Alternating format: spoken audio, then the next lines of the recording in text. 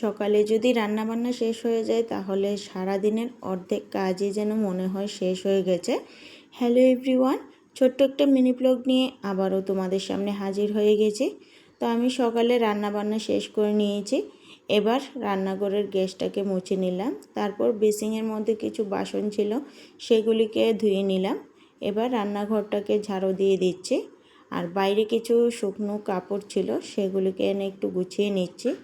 এতদিন বৃষ্টি ছিল, আজকে রৌদ্র উঠেছে, তাই কিছু ভেজে কাপড় রোদে শুকাতে দিয়েছি, সেগুলিকে গুছিয়ে নিলাম। তো এবার ঘরটাকে একটু মুছে নিচ্ছি। মুছে নেওয়ার পর স্নান করতে চলে গেছি। স্নান করে এসে সিঁদুর দিয়ে আমি আর আমার মেয়ে খেতে বসে পড়েছি। তা আজকে দুপুরে ছিল মসুর ডালের বড়া, ছিল বরবটি ভর্তা, আর একটা মসুর ডাল কাঁচা কলা আলু দিয়ে ঝোল বানিয়েছি, আর এদিকে ঘরে পাতা টক দই বানিয়েছি। তো ভিডিওটা